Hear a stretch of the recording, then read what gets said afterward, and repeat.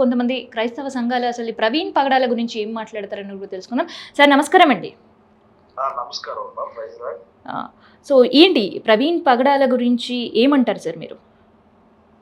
ప్రవీణ్ పగడాల గారి గురించి మనకి తెలిసిన కొంచెం సమాచారాన్ని బట్టి ఆయన యొక్క కుటుంబం నేపథ్యం మనకి ఆయన ఇచ్చిన టెస్ట్ మనీని బట్టి ఆయన ఒక ముస్లిమ్స్ యొక్క తండ్రిని కలిగి ఉన్నాడు. వాళ్ళ తల్లి గారు ఒక క్రైస్తవురాలని మనకి యూట్యూబ్ లో అది మనకి వస్తూ ఉన్నది.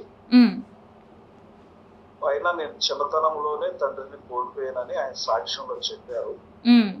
ఆ తల్లి గారు ఆత్మీయ క్రైస్తవ జీవితంలో ఆయన్ని పెంచుకుంటూ వచ్చినది. ఆయన ప్రభు అయిన యేసుక్రీస్తుని అంగీకరించి క్రైస్తవ లోకానికి ఒక మంచి సాక్ష్యాలుగా రక్షణ టీవీలో ఒక మీ ప్రశ్న నా జవాబు అని ఒక చక్కని కార్యక్రమాన్ని ఆయన నిర్వహిస్తూ ఉన్నారు. అట్లా నిర్వహిస్తున్న సమయంలో క్రైస్తవేతరులు ముస్లిమ్స్ కానీ హిందువులు కానీ వారితో కొన్ని మాటలు మాట్లాడటం ద్వారా ఆయన మంచిగా చక్కగా బైబిల్లో నుంచి కొన్ని సమాధానాలు వాళ్ళకి తగిన విధంగా మాట్లాడేవారు. వారు అట్లాగా జవాబులు చెబుతూ ఉండగా మరి ఆయన మంచి టీవీలో అట్లాగా క్రైస్తవుల పక్షాన మంచిగా పోరాడుతున్న వ్యక్తి. అలాంటి వ్యక్తి మరి మనకి తెలియదు. ఒక నెల రోజుల క్రితం నాకు వేరే వాళ్ళ నుండి ఇట్లాగా ప్రాబ్లం ఉన్నదని మెసేజ్ చేశారని ఇప్పుడు టీవీలో చూస్తున్నా వాళ్ళు చెప్తూ ఉన్నారు. ఆ చెప్పిన విధంగానే మరి వాళ్ళు అమెరికా నుండి మరి పోయి మన 11వ తారీఖున రావాల్సిన వ్యక్తి 5వ తారీఖునే వచ్చారంట వాళ్ళ అమ్మగారికి బాగాక. ఆ వచ్చిన వ్యక్తి మరి నిన్న సోమవారం సాయంకాలం మరి ఆయన విజయవాడ నుండి ఆ ప్రయాణమై మరి రాజమండ్రి ఆ ప్రాంతాలకు వెళుతూ ఉండగా మరి యాక్సిడెంట్ అయిందని చెప్తూ ఉన్నారు. మరి అది ఎట్లా జరిగింది ఏంటి అనేది మరి అధికారులు మరి 2 రాష్ట్రాల క్రైస్తవ లోకాన్ని చాలా దుఃఖంలో నింపేశారు. దుఃఖంలో నింపటమే కాకుండా 2 రాష్ట్రాల్లో ఉన్న అధికారులు, ముఖ్యమంత్రులు కానీ, హోమ్ మినిస్టర్లు కానీ, పోలీస్ అధికారులు కానీ ఈ యొక్క కేసుని చాలా త్వరగా పరిష్కరిస్తారని మేము విశ్వాసం ఉంచుతూ ఉన్నాము. ఎందుకు అంటే క్రైస్తవుల మీద ఈ మధ్య బాగా దాడులు ఎక్కువగా జరుగుతున్నాయి. చర్చీల మీద వాటి మీద దాడులు చేస్తూ ఉన్నారు.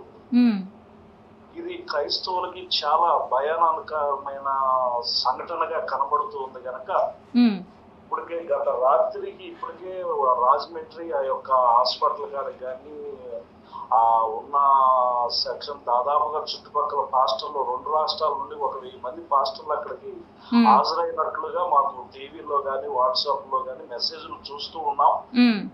వారి గురించి అందరూ కూడా అది ఎట్లాగా వాస్తవంగా అది యాక్సిడెంట్ గా అయితే అందరికీ అది ప్రభు ఆయన పిలుచుకున్నారు, ఆయన వెళ్ళారని విశ్వాసంతో మేము ఉన్నాము.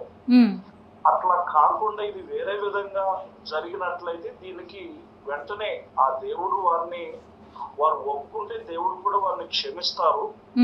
వారు కూడా రక్షించబడి సేవలో ముందుకు వెళ్తారని ఆశపడుతూ ఉన్నాము. అది ఏందనేది నాయకులు త్వరగా పోలీసులు ఇప్పటికే మాకు వస్తున్న ఆంధ్ర పోలీసులు ఒక 6 టీములుగా విభాగింపబడి దాని మీద చర్చ చేస్తున్నారనేది మాకు వార్త వస్తూ ఉన్నది. దాన్ని త్వరగా వాళ్ళు కూడా చేస్తారని మేము విశ్వాసం ఉంచుతూ ఉన్నాము. అట్లాగనే వారి కుటుంబం, వారి భార్య, పిల్లలు, ఆయన సామాజికమైన సేవలో కొంతమంది తల్లిదండ్రులు లేని పిల్లలను కూడా ఆయన పోషిస్తున్నాడు అనేది ఒక వార్త కూడా మాకు వచ్చినది. అంత నిస్వార్థముగా ఆయన సేవ చేస్తున్నప్పుడు మరి శత్రువులు ఆయన మీద అట్లాగా పగబట్టడము, ఆ డిబేట్లు అనేది సామాన్యంగా జరిగేవే. దాన్ని వాళ్ళు సీరియస్ గా తీసుకొని ఆయన మీద ఇట్లా జరపడం అనేది అది చాలా బాధాకరమైన విషయం. అది ఏదైనా అది మామూలుగా యాక్సిడెంట్ అని అవ్వాలనేది మేము కోరుకుంటూ ఉన్నాం. కానీ ఇట్లాగా దాడులు అనే దాన్ని ఖండిస్తున్నారు, సాక్షి ఒప్పుకోవట్లేదు. అది త్వరగా పోలీసులు న్యాయం చేస్తారు, అధికారులు దీని మీద స్పందిస్తారని మేము విశ్వాసం ఉంచుతూ ఆ కుటుంబానికి దేవుడు వారిని ఆదరించాలని, అట్లాగనే 2 రాష్ట్రాల్లో ఉన్న క్రైస్తవులు దీని విషయమై తొందరపడకుండా ఆ కుటుంబాల కొరకు ప్రార్థన చేస్తూ రాబోయే రిపోర్టుల కొరకు కనిపెడుతూ అందరూ సమయాన్ని అంటే ఎటువంటి ఉద్రేకతకు లోనవ్వకుండా ఉండాలని మేము ఆశపడుతూ ఉన్నాం. Okay sir, thank you. Okay. So ఇదనమాట. అటు క్రైస్తవ సంఘాలు కూడా వందలాది స్టార్ట్ అయ్యి వేలాదిగా కూడా రాజమండ్రిలో వస్తున్న పరిస్థితి. మరి ఇక్కడ ఎండ్ చెక్ పెట్టాలి అంటే 6 టీములుగా విడిపోయిన పోలీసు బృందం ఏం చెప్తుంది, వాళ్ళ ఇన్వెస్టిగేషన్ రిపోర్ట్. రెండోది పోస్ట్ మార్టం రిపోర్ట్ ఏం చెప్తుంది. ఈ 2 రిపోర్ట్లే చాలా కీలకంగా మారనున్నాయి. సో ఈ రిపోర్ట్లు ఏం చెప్తున్నాయి అనే విషయం పైనే క్రైస్తవులు అందరూ కూడా ఎదురు చూస్తున్నారు. ఆయన అభిమానులు, ఫాలోవర్స్ కూడా వెయిట్ చేసిన పరిస్థితి. అది హత్య లేదంటే యాక్సిడెంటా, ఈ రెండిట్లో ఏది తేలబోతుంది అనేదైతే మనం కూడా ఎదురు చూద్దాం. సో క్రైస్తవ సంఘాలు నిజంగా ఆరోపిస్తున్న ఆరోపణలు నిజమా, లేదంటే పోలీసులు కావచ్చు, అధికారులు యాక్సిడెంట్గా చెప్తున్న వార్తలు నిజమా అనే తేలడానికి ఇంకొద్ది నిమిషాలే సమయం అయితే ఉంది.